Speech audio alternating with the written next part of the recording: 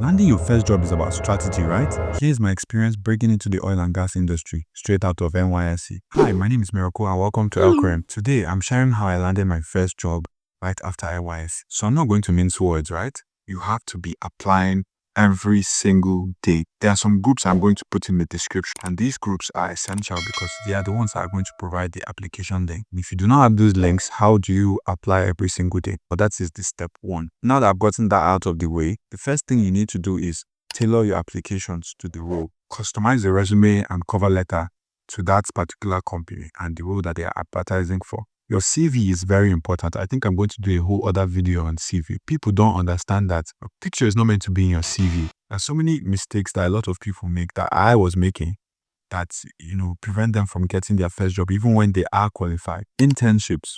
Use graduate internships to get your first job.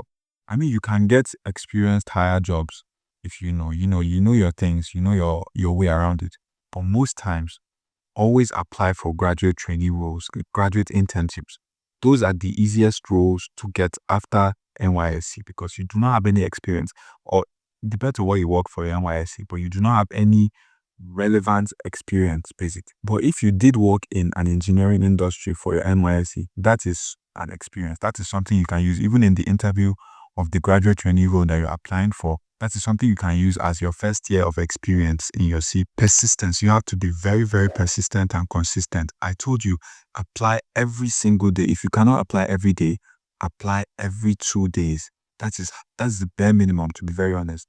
If you've not applied to 50 jobs in 1 month, then what are you doing? Honest, that means you do not want to get the job. If you're using LinkedIn, your LinkedIn profile has to be optimized for even looking for jobs. Your LinkedIn profile has to have a summary. It has to have your relevant experience. It has to have your school. It has to have your volunteering experience. There are so many categories that people miss out on. They just put their experience.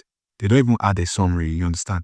I think I'm going to do a separate video on optimizing your LinkedIn, but your LinkedIn has to look something like this, having various sections that highlight all your achievements, because you have to have some sort of achievement if you're at this stage of your career, you understand. If you've not, don't worry. There's a way to build it. I think I'm going to cover that in another video as well. But basically, your LinkedIn is meant to be packed so that when you're looking for jobs or reaching out to people on LinkedIn, they don't have anything to use against you. They'll see your profile and they'll be like, oh wow, this person is amazing. I should be able to find something for the person. Also, it's not all about optimizing your profile. If you optimize your profile and you do not do anything on LinkedIn, nobody will see your profile.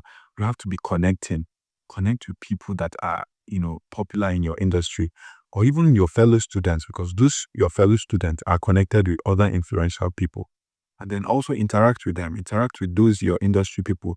When they post something, you comment, even if it's just congratulations.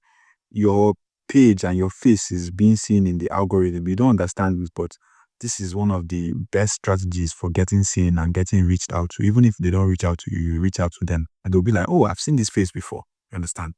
Always engage or interact. That is if you want to use LinkedIn. Some skills that you need or that will be beneficial for you to get your first role. You need technical skills such as AutoCAD. That is if you're in the engineering industry, mostly mechanical engineering, but most people know how to use AutoCAD. I don't know how to use it, but most people know how to use it. And I feel like as I tell people that I don't know how to use AutoCAD, people are just they look at me like, So it's something that a lot of engineers use.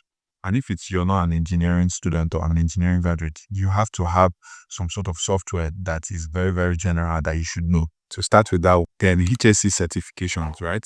HSC, because everywhere you're going, there's HSC. So if you do not have your HSC certifications, they'll start thinking, oh, we have to do this for him, you have to do this. So just any basic free HSC certification you have is one of the only certifications that you can find free courses. And when you put them on your profile or your CV, people will not even look at it like, oh, this one was a free certificate.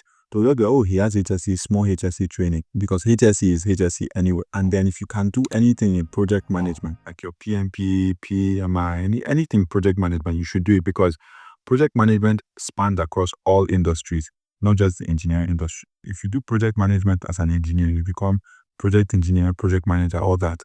But doing project management in general is very beneficial because it spans across all industries. So whatever certificates, most times they are paid, but you can find cheaper alternatives than the PMP, because PMP you have to have 2 to 3 years of experience before you write that.